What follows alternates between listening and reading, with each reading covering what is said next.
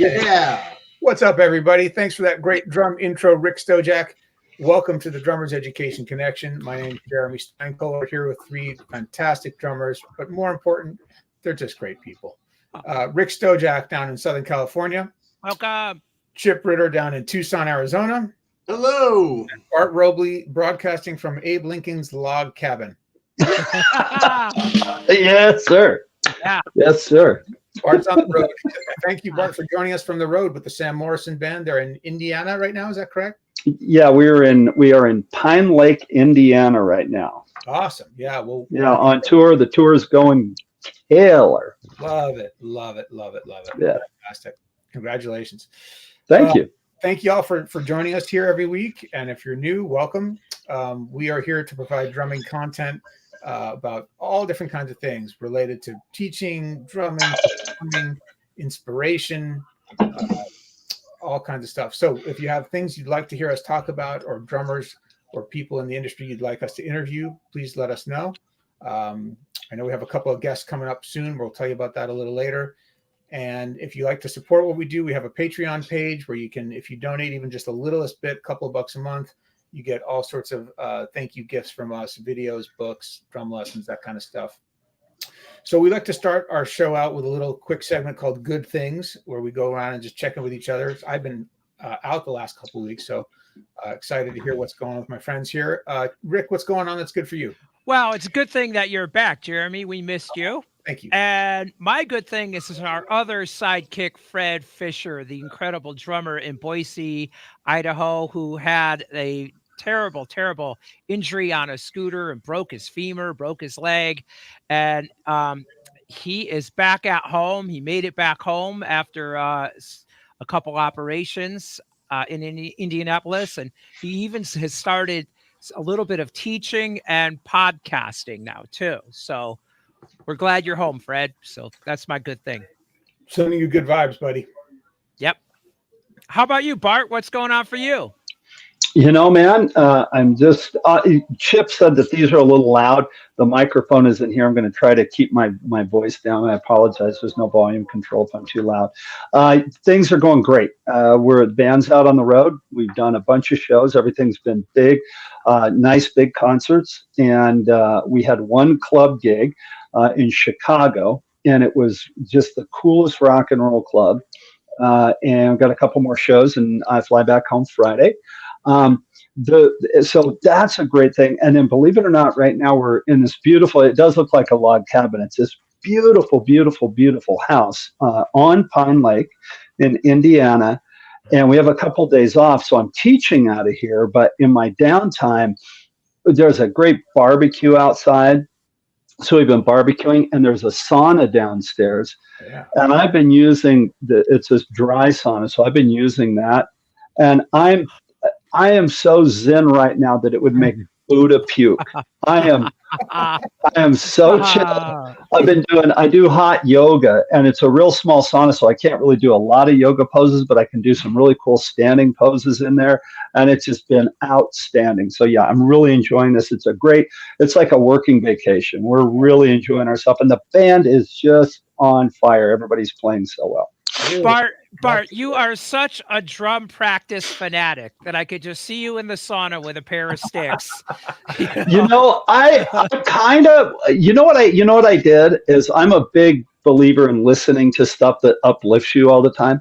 So I'm listening to a audio book right now that is the War of Art.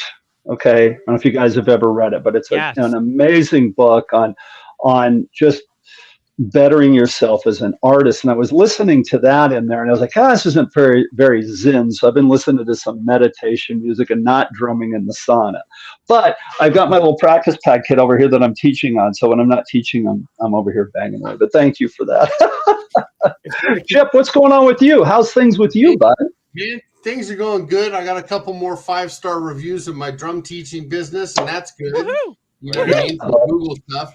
And then there was a couple underprivileged kids, a sister and a brother that didn't really have the cash for a drum set. And I called my mysterious benefactor, anonymous friend, and I told him the situation. And he said, well, get him a drum set, let me know how much it is and we'll make it happen. So we pulled the trigger, and now they have a brand new roadshow drum set with cymbals and everything. And I got a picture of them and everything. And it's just a real God shot. It's a really happy situation where now they have a drum set and they can practice everything. Amazing. That's so Oh, beautiful. yeah. I think that's Very such cool. a example of that slogan you may have heard in the past: think globally and act locally. Because man, you're doing it like one person at a time, one drummer at a time, lifting them up, helping them out with the directions you have. Yeah. That's just beautiful, man. You're changing people's lives with that. So good In a on you. way, yeah, you could say that. Yeah, man. I'm grateful. Absolutely. How about you, Jeremy, Jeremy? can I hog one? Jeremy, can I hog one more thing? I'm sorry, I forgot to plug something in my good thing. My side project, The Ruins.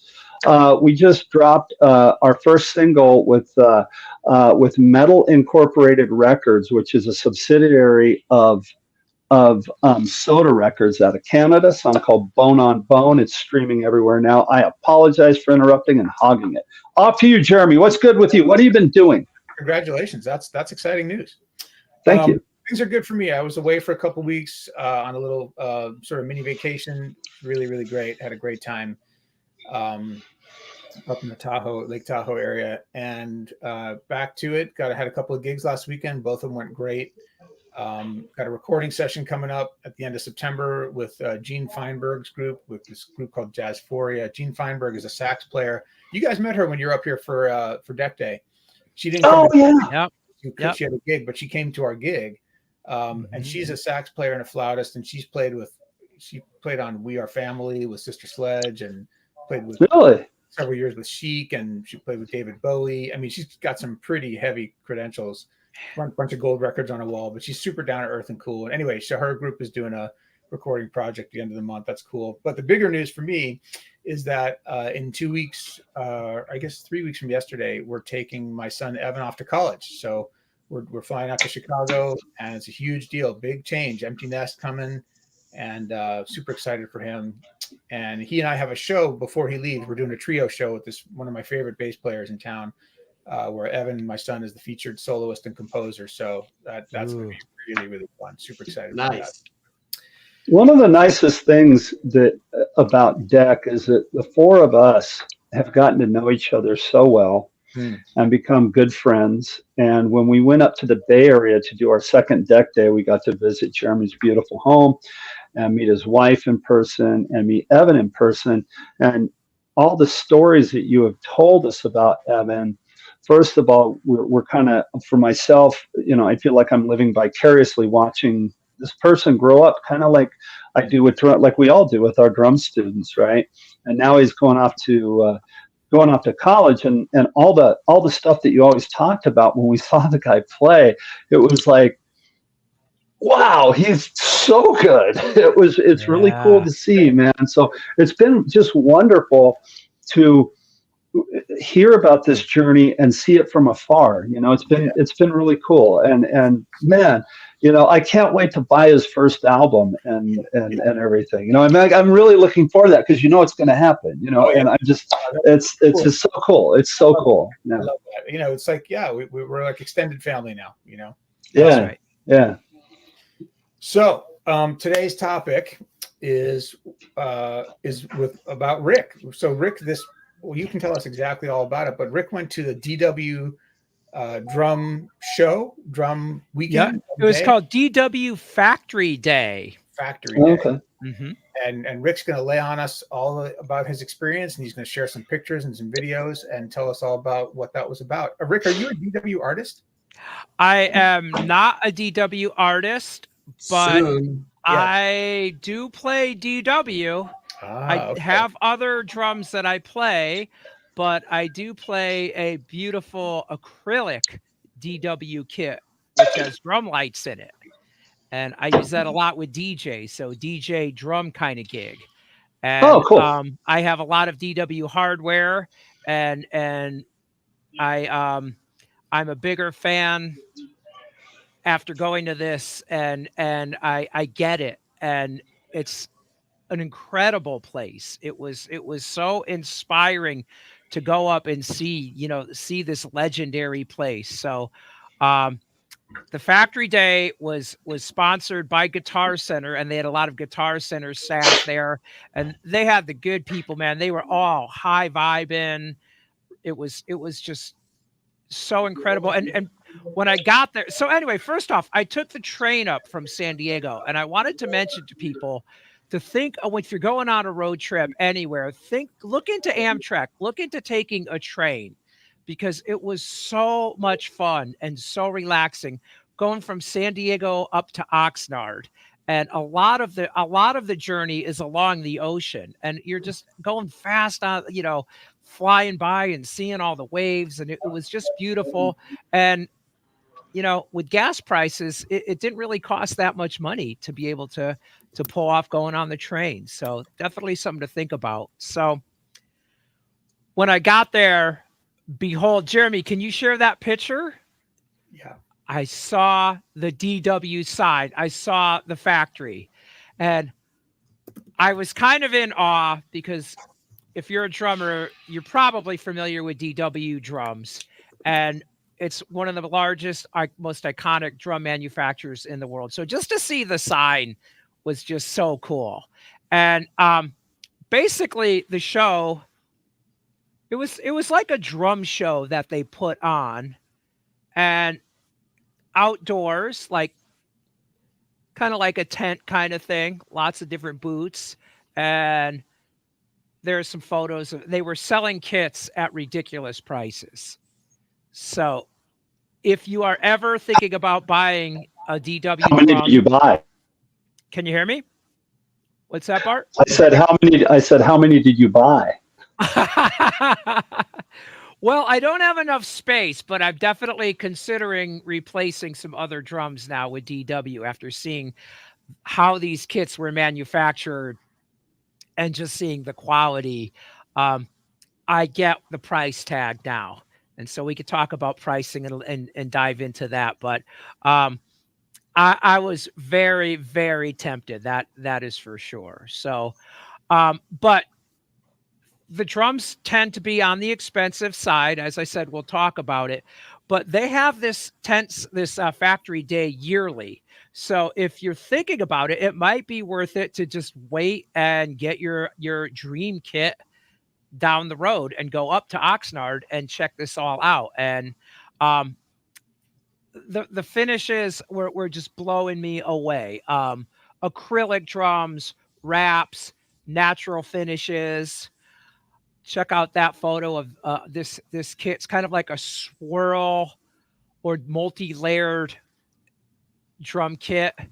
It's like a reverse ice cream sandwich. Yeah, exactly. So, Rick, I have a quick question on the acrylic kits, because you and I both have an acrylic kit. There was a green one and a clear one in that picture back there. Yeah. Do they make the acrylic shells there, or are they? How is that done with the acrylic stuff? Yeah, I am not sure if they do make them there. I really don't know. I do know that all of the shells, all of the hardware, all of that is made in-house. They don't ship out to any other country for all of that. So it's truly, a handcrafted California made product. And so you could see them bending the shells there. They were actually shaping the shells there and everything. Wow. Yeah, exactly, Bart. So they offered tours. So I got to go on the tour and see how it's made and see the staff, hundreds of people working there. And one of the things that I like about DW is they want to keep it in California. Now, as most drum companies are, they're part of a large conglomerate. I think Roland is the parent company at this point. But still the Lombardis, Don Lombardi started the company in 1972 with his sidekick Dave Good, and now his son Chris Lombardi is the president, and then Chris's son is involved with the company now as well. So it has that home feel. These guys are very accessible. Don Don did a presentation on pedals, and he said, hey, if you have any questions, text me email me and I'll answer them. Wow. So they're very approachable, like Roy Burns was with Aquarian. So you get that feeling of care. And I think the care is really obvious when you look at how everything is made, and then you look and listen to the final product. So yeah, so they had Rick, factory tours. Yeah. Were you able to sit down at any of these kits and try them out? Just the electronic kit. Because they didn't want they didn't want all the noise. Yeah, they didn't want all the noise. They didn't have kits set up, and so it wasn't like that. But so if you were going to buy one, you couldn't necessarily try it out. You could try it. You could tap it. I mean, you could tap it. I saw boom, boom, boom, people picking up a snare, but they didn't have full kits set up like at NAMM where everyone is going nuts. But it was a lot like NAMM, and man, the turnout was incredible. I mean, there were hundreds and hundreds of people, all very, very stoked to be there. So, nice. Yeah, and it was like NAMM, but outdoors with lots of tents, but they also had the factory tour. So when you walk into the factory, that's the first thing you saw. You see all these kits just set up there, and believe me, I was so dying to play them. There's some shells. Where's Oxnard exactly? What's that? Where's Oxnard in California? Oh, it's north of LA, probably about an hour north of LA, near the coast. Okay. Yeah, I believe it's Ventura County. Got it. Yep. Hey, Rick, I have a question for you. Sure. You're starting to show some shells here, and you might cover this anyhow, but I do have a question. You mentioned the acrylic kits and the stained kits or painted kits, and then the wrapped kits. Yes. Did they talk to you about, or did you look into the wrapped kits to see how the wrap was glued on and adhered? And did they? One of my questions that I always have with wrapped kits is, I do a lot of gigs where the weather is very hot.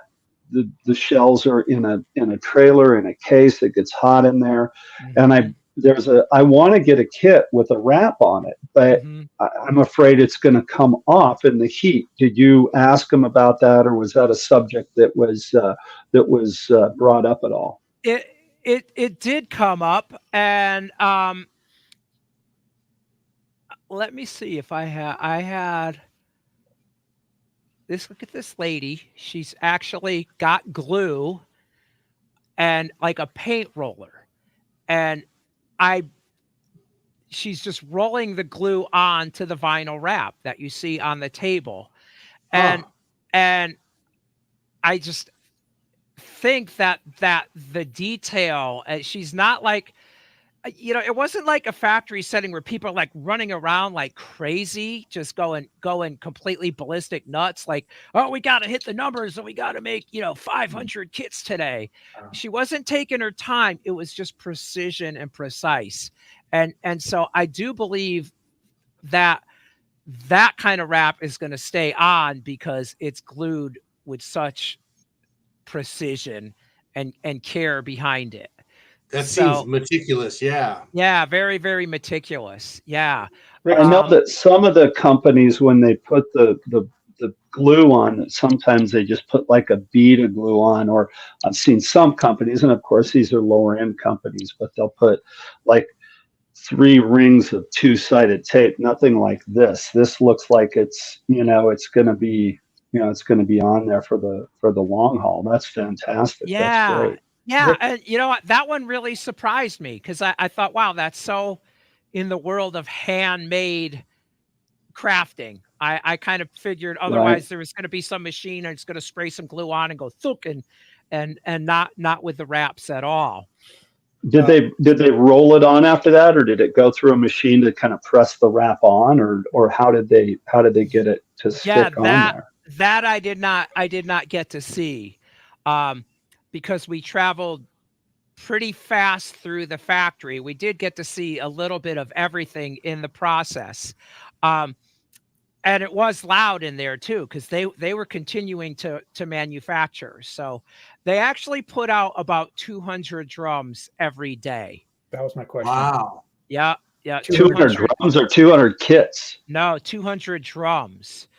So I can guarantee if they lowered their quality, they could produce way more, but it's just something they're not willing to do. So it's roughly 40 kits a day. Yeah. Wow. Yeah. That's It's amazing. Yeah. If you think about that and how quickly that adds up, it's amazing that there's that many people buying the kits, you know, considering all the other brands are out there. Yeah. 40 kits a day, you know, I mean, gosh, that's a lot. It's a lot of drums. Yeah. And when I see the quality that goes in and the time and the precision, I get why they're so in demand. Rick, did they talk about at all? One of the things that's always impressed me about DW is the range of finishes and woods and wraps. They're just super cool. I remember at the NAMM show, they had a giant wall of tom-toms, you know, with all their, whatever their current 25 finishes were. And it's like, whoa, that is the coolest. You know, like, did they talk about how they come up with their finishes or like? Well, they have their collector's series drums, which a lot of that, you know, is you can get a real custom kind of finish or design. So there's a great degree of that going on. And then they have this was amazing just to see all of the woods that are available, to see them all. If you see the picture, you'll see twist maple, summer maple, winter maple, cherry wood. This scaffolding full of just plies of wood, thin plies of wood. It was massive. There were so many choices of wood that it was just amazing. And one of the things that I did learn was that the grains, the way like a ply of wood has a grain that goes in a certain way at a certain angle. So they'll take that ply and, you know, and then put it together in a cylinder, right, to shape up the first 3 ply. Then they'll take another grain, like a grain that goes the opposite way. So they're alternating the grains from ply to ply. I would guess that adds strength, right? That adds strength to the shell. That's awesome. That's so cool. Yeah, exactly. So Fred Fisher said, I have a DW collectors with birch shells and a DW performance kit with maple shells. Extremely happy with both. Thanks, Fred. Yeah, thanks, Fred, and welcome back, Fred. We're glad you're home and back to teaching. There was a time this morning on Fred's podcast, he kind of plugged the deck show today, and I told him that we were originally going to do a show called How Not to Ride a Scooter, but you guys wouldn't go for it. Poor Fred. Sorry. I had to interject that. Oh, man. There was a time in, like, I want to say it was like the 90s where I felt like DW was like the kit. Like everybody was buying DW kits. Yeah. And were like they surged in popularity, and then I kind of felt like they dropped off a little bit. Do you guys have that experience? I think it's SGC now. Yeah, I kind of thought that too. I noticed that as well. I think that they're gaining in popularity, you know, and they came out with the collector series. That was the high end kits. These sets cost a lot of dough, and it was definitely just out of a lot of people's price range. So during COVID, they had to come up with something new, get something more affordable, and that's when they came up with the performance series. So the performance series is made there, all, you know, every little bit of the kit is made right there, and the performance series is you know, it's just not as high end, but it's still an incredibly professional kit that's a little bit more affordable. So they just might not have as many, you know, possible finishes or configurations on the performance. Where the collectors very custom. I want this finish. I want this depth. I want, I want it to look like this. And, and that stuff costs money, where the performance was more like, we've got a package and we've got these 4 or 5 finishes and these configurations. And that, I think, has brought it back to get more people into DW. And then they have the design series, which is even more affordable. What about Pacific? Wasn't that like a subsidiary of DW, or like their sort of lower entry level brand? Are they Yeah. That's what entry level, isn't that Yeah. right? So what Pacific was yet another, I think, a really, really wise move on their part. So Pacific is owned by DW, but that does have parts made overseas. Got it. Okay. And it's not assembled there. I didn't see anything Pacific at all at this factory. Right. I could be wrong, but I don't think they do anything with it over there. And what they wanted to do is, rather than make a real budget line where they're importing product from all over the world, they just gave it a different name. They didn't want to dilute the DW brand name. Right. As we know, all of our manufacturers that we love, they have some entry level, real entry level stuff, all the way up to the really high end level. And DW just didn't want to dilute the market that way. Yeah, so that's what the PDP is. So I encourage students, getting started, to look at PDP or design and design series. And for me, it's get the drums that you're gonna love. Find the look, find the finish, the setup that's just gonna make you inspired to drum. Don't compromise on this stuff. So, so I think they've got things covered with all of that. I'm kind of a geek when it comes to making stuff, and I love tinkering and bolting stuff together. It's my thing. Yeah.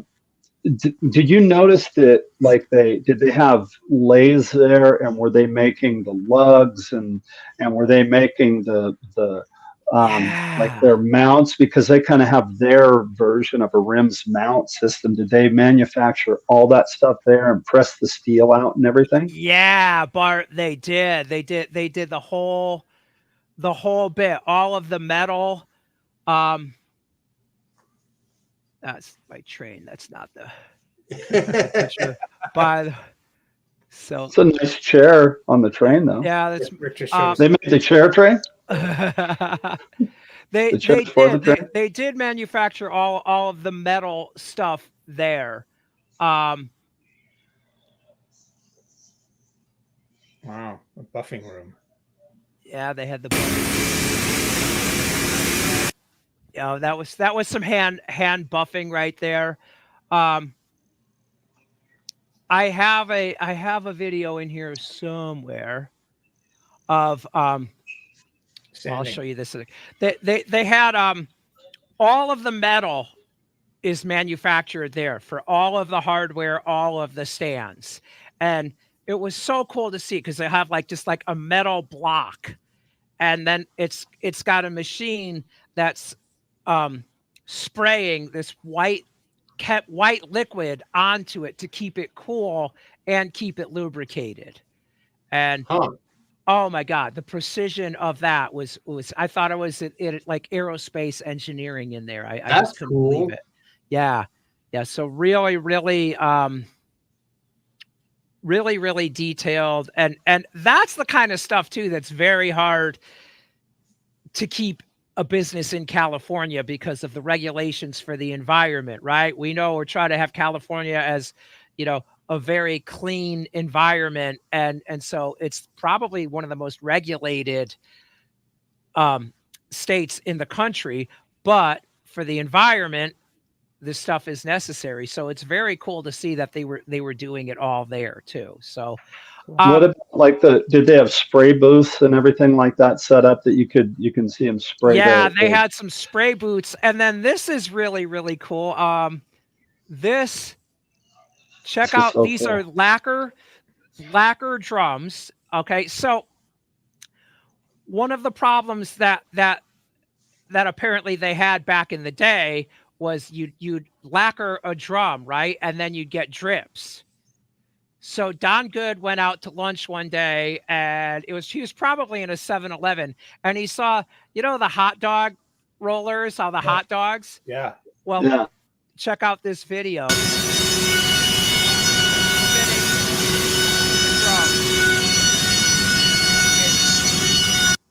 It's a hot dog roller for drums.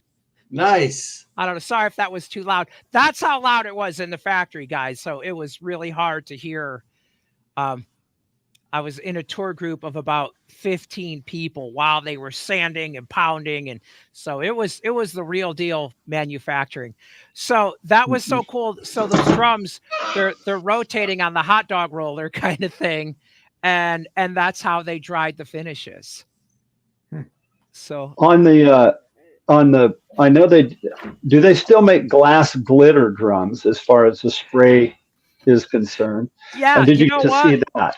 I did get to see, I don't think I got a great picture of that, but they did have all the vinyls, just like tons and tons of vinyls out on a table that you could see. And apparently, yeah, like the sparkle kits, that the broken glass, it actually is broken glass. Wow. I had Sam is a G&L guitar endorser. He's been with G&L, which is George Fullerton and Leo Fender. That's after Leo sold Fender.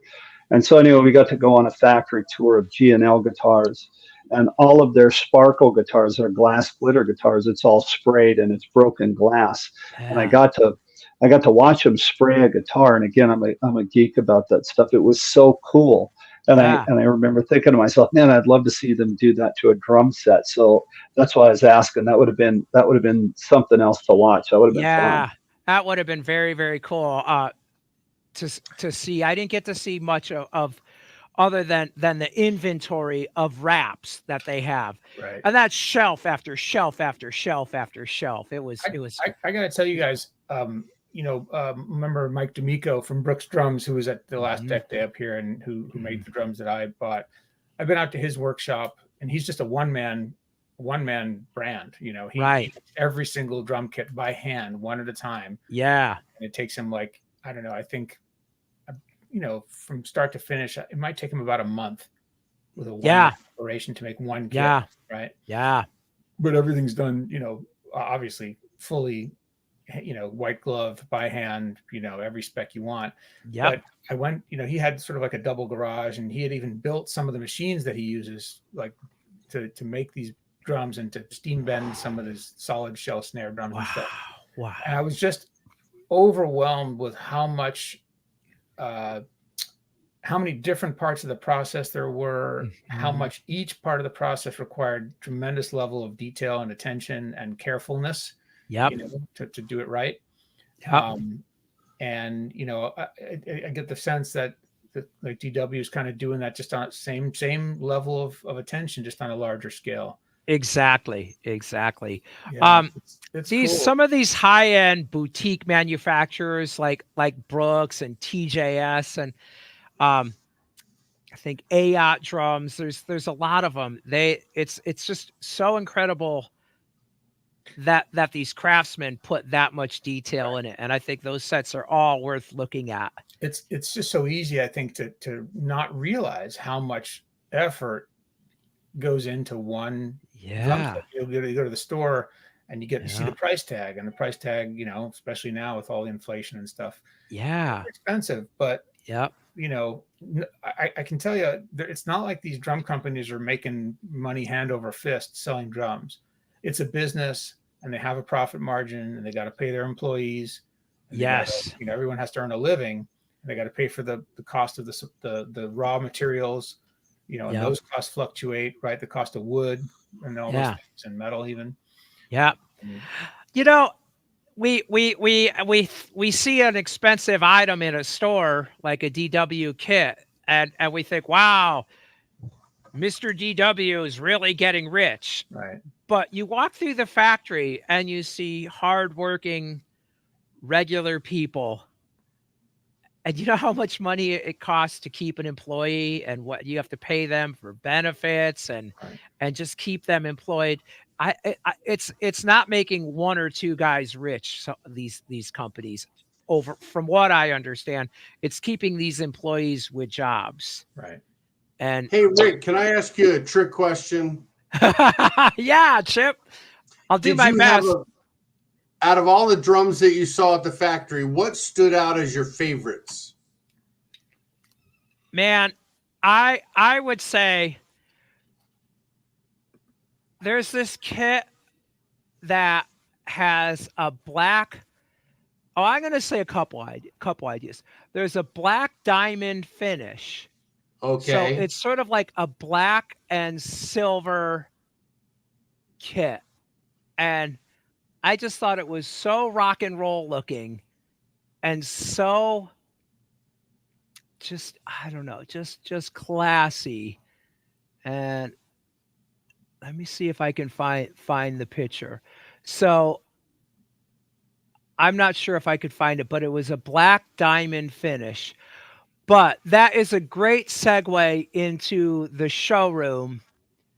And I'm going to pick this kit. Wow. They had Neil Peart. Peart's kit on display in the showroom.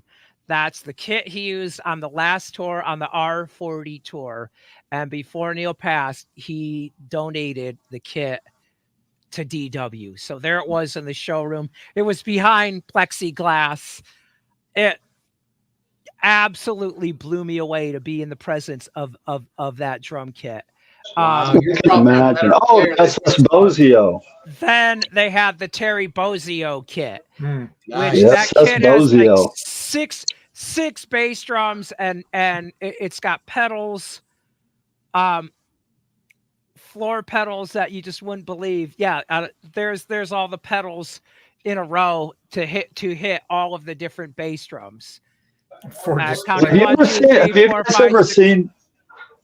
Have you guys ever seen Terry Bozzio's clinic? I'm sorry, Rick, I didn't mean to step on you. Guys ever seen his clinic?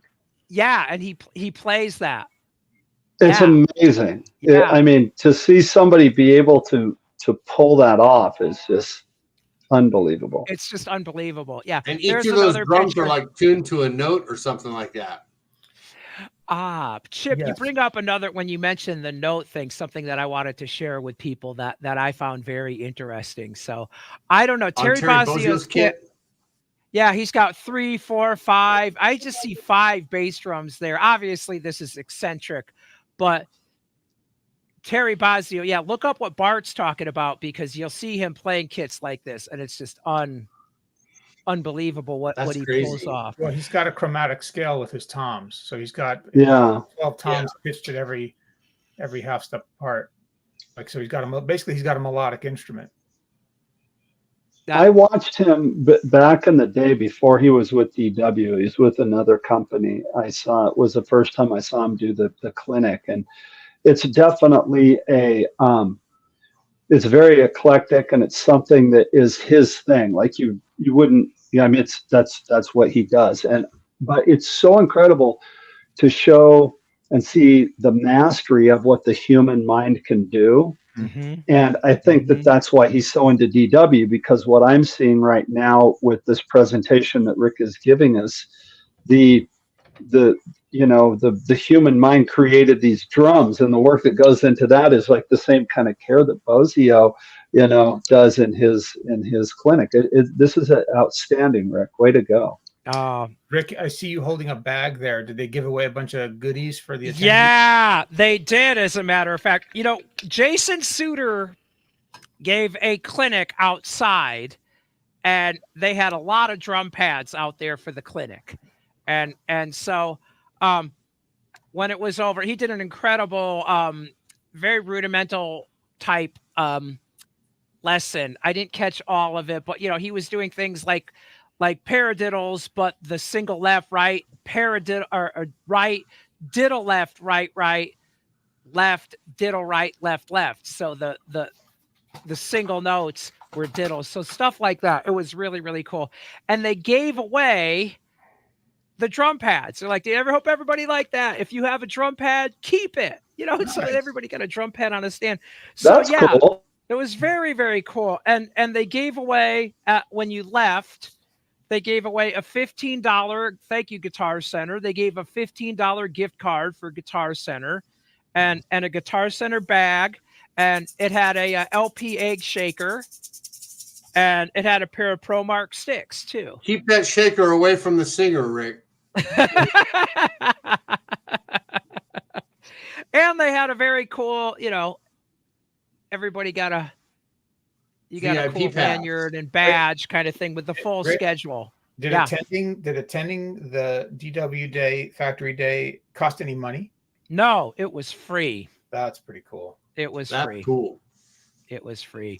I bet they sold a lot of kits that day. I'm sure that a lot of people were like, "Oh, I gotta have that. I gotta have that." Yeah, they did, and LP, LP is under that family of business. So LP had a booth there. I got to play some 60th anniversary LP congas, and those sounded so good, man. I'm like, oh, just so easy to play, and so yeah, I felt that it was, they had food trucks and all of that, and one of the exciting things to me too was to meet. Do you see the photo up here?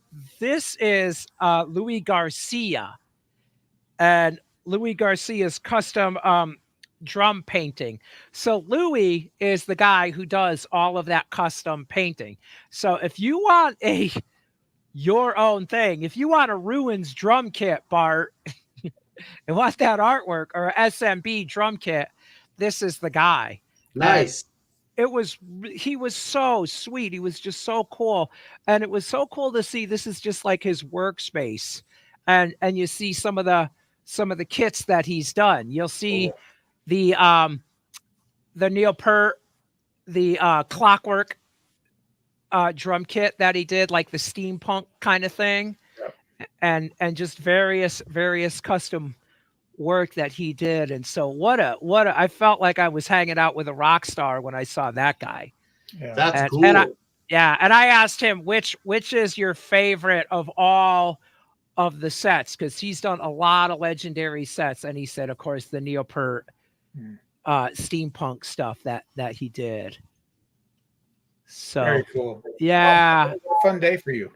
Yeah, it was really, really exciting. Shout out to my best friend, Ed Terrio, who I grew up with and played in a band together, our 80s band, Be Wild. Ed is in management at Guitar Center. He's a product manager. So he encouraged me to come up and check it out. And you know what? Anything that gets you enthusiastic, gets you inspired, you just just go to it. And that's what's great about our drumming community. We have so many different options, drum shows, clinics. NAMM is kind of fading a little bit. So seeing these manufacturers kick in with their factory days is just a very cool thing. Speaking of which, some of us are going to PASIC in November. Yeah. Bart and Rick and I think we'll be there. Yep. Jim Royal. I'm not sure, Fred, if you're thinking about going, but we'd love to see you there, man, and hang. Really looking forward to that. That's going to be a lot of fun. Yeah, for those of you who don't know, PASIC is the annual conference hosted by the Percussive Arts Society. Happens in Indianapolis from November 13th through 16th. And they have clinics and performances and an expo that's kind of like a miniature NAMM show, but just for drums and percussion. So it's like a giant, exhibition hall with not all the drum companies, but many of them go. And they got all their products out there to check out. And then again, there's performances by all kinds of percussion groups and jazz trios and rock bands and avant-garde stuff. It's really, really, really, really cool. Yeah. So we'll be there, and we hope to see you guys there. Anybody who's interested, let us know, and we'll meet up there, and maybe we'll have a little deck meetup. So Rick, what was your takeaway from this event? What did you basically learn about that you didn't know before? Well, one of the things was something that we were talking about on Tone when you said something about the melodic kit. They actually with these drums, they have a mallet, and they'll hit the shell and they'll get a tone of the shell, The fundamental. the fundamental, and then they'll pair it to the next tom down and see that the intervals are correct and consistent. So it's actually going, as Jeremy said, with the fundamental, with the tuning. And so that's what you're paying for. You know how if that's in tune, if all these drums are in tune with themselves, then when you go to tune that drum kit up, it's going to sing right. You'll find each drum sort of has a sweet spot that it sounds good in. That's what I've always noticed with all drums. And that's just going to make the whole process easier rather than just some sort of manufactured spit out kind of shell. And then I have seen drum heads that it'll have a note on it. But they're not saying that drum, because of the tone, is supposed to be tuned to that note. That pitch fundamental of the shell is just for the balance. It's not saying, oh, this drum is C, this drum's supposed to be, E, all so on. So that was very educational to me. And one of the other things I'd say that was really inspiring and great to see is that the drum industry is alive and kicking. And there were a lot of younger kids who were there, and they were fired up, and that was great to see.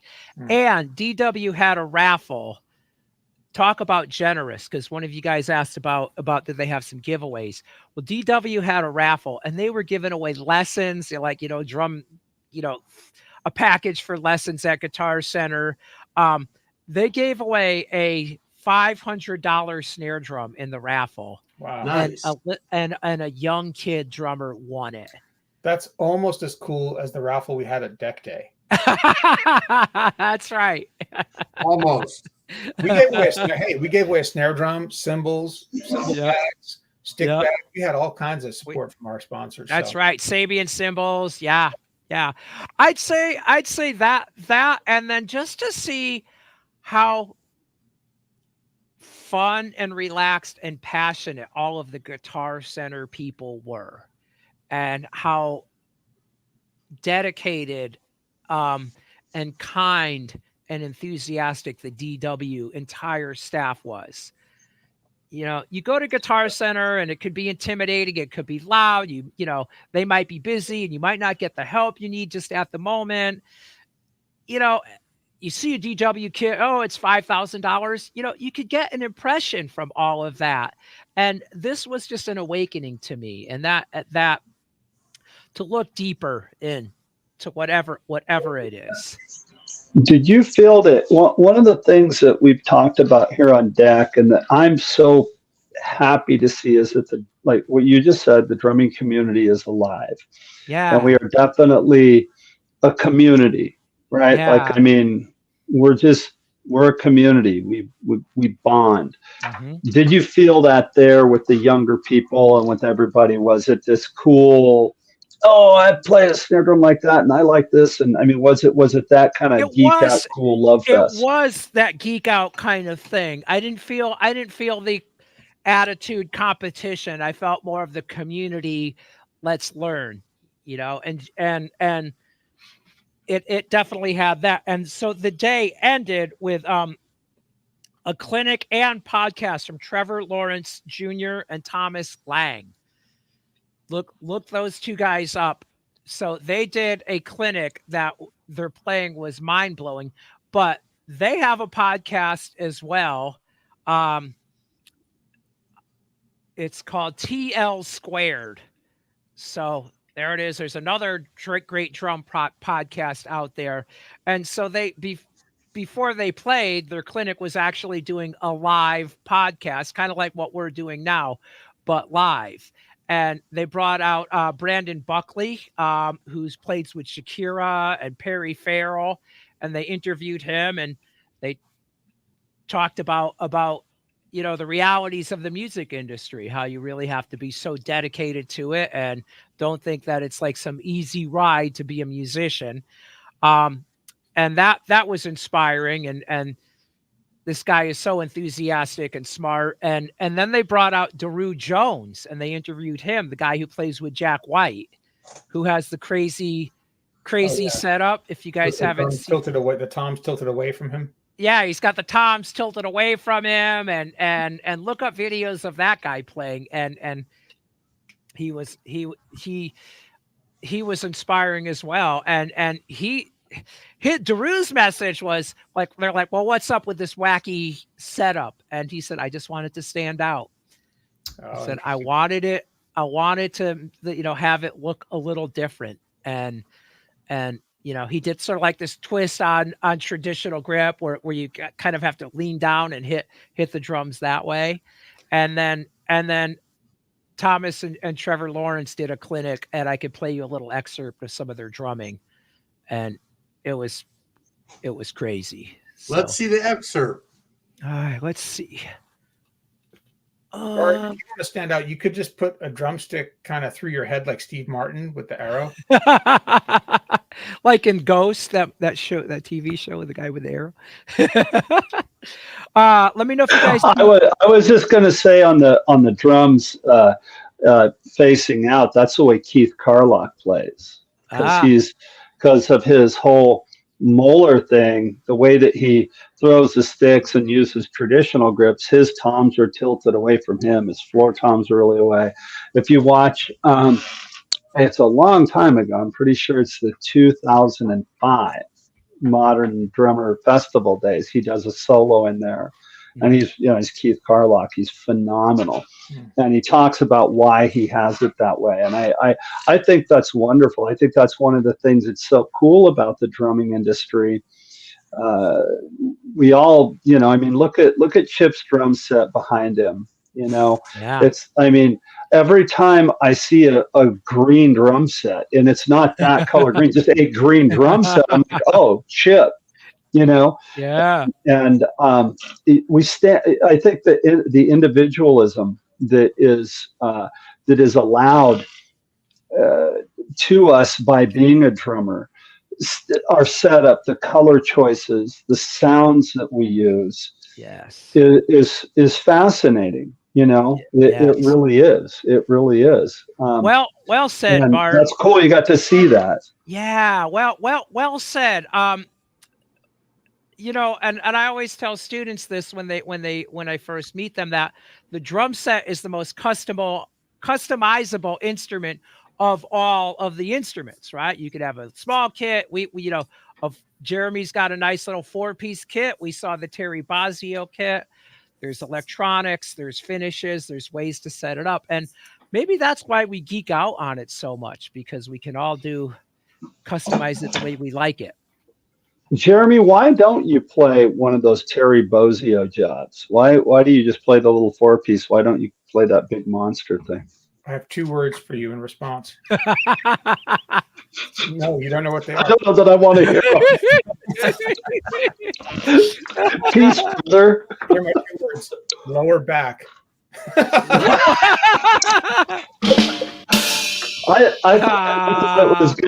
thought the first one was going to start with an F and the other one was going to start with. Yeah, come on. I mean, I enjoy that thing, but when you got to bring your own drums, you don't have a professional drum tech who is like, at your beck and call. I'm going with the lightweight aluminum hardware, the streamlined 4-piece kit, the light protection racket bags, and I'm gonna sleep a lot better.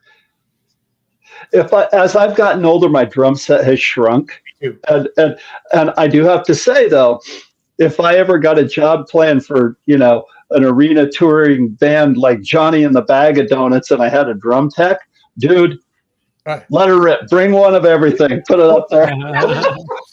Yeah. No, that's right.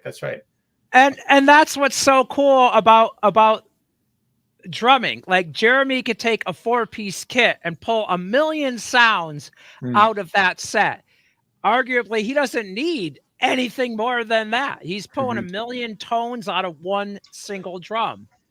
Yeah, it's perfect as it is. So style wise, you go to Rush, you want to see Neil Peart play, you got to see Tom Sawyer. Right. It's all valid. It's all cool. It's you guys very want to hear cool. Thomas Very- Lang and Trevor to finish it up? Sure. Sure. All right. Hopefully the audio will come through. This is a quick bit. Let's see. Trevor, can you guys hear that? Yep.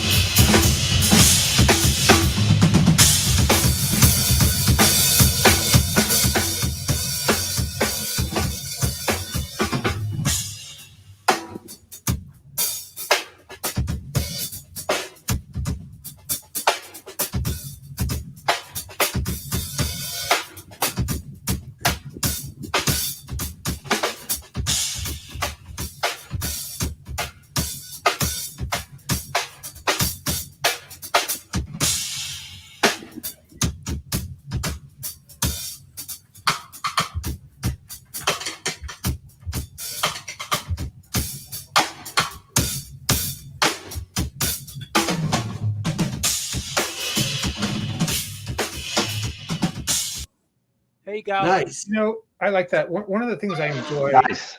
that I find that I like about some of these clinics, like when I went to PASIC last time, one of my favorite, there were pyrotechnics everywhere, right? In all the drum clinics and the drum presentations, like dudes just going bananas around the toms and linear patterns with the feet, all that kind of bluzda stuff, right? Which Bart uses a lot in his SMB gig. Teasing. But and then to hear someone just kind of like, lay something down that's not necessarily flashy, but that's just, him. Yeah. And pocket and interesting and creative and not just like, fireworks. Anyways, that's all. Yeah. That's it. That guy, that is a great description of what we just saw right there too. Yeah. I see. Drumming is you're playing as your fingerprint, Yeah. I forgot to finish my thought. At the PASIC, my favorite clinic was by this guy, a drummer named Joe Saylor, who was the drummer who plays with oh my gosh, John Batiste. You guys know from Stephen Colbert band, and he's like multi-Grammy guy. And Joe is a terrific drummer, super tasteful, and he came out and he did a solo on a tambourine before he sat down at the drum kit, and it was so great. Yeah. And he got down the drum kit and played some brushes, and it was like everything was super tasteful, and I was like, oh man, that's the stuff I was really digging. More that's cool. That's cool and all, but like it gets old pretty quick. Yeah. There you go. Anyway. Well, thank you all for joining us once again. Rick, thank you so much for sharing everything. Thank you, Rick.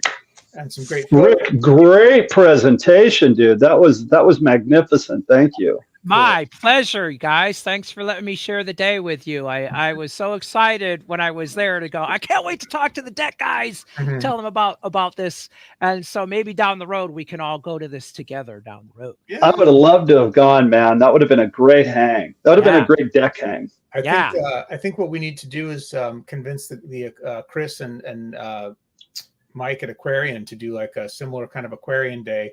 Yeah, we could turn it into sort of a deck day / Aquarian day. Yeah, they've had the Aquarian Artist Day. I don't know if you guys have ever been to that, but that's outstanding. It's the same thing. Mike Brucker put on a great demonstration of stuff, and it's a smaller version of that. It's very cool. Very cool. All right, guys. Well, thanks so much for tuning in. We'll see you all next week, and keep on practicing. Thanks everyone. We appreciate it. All right.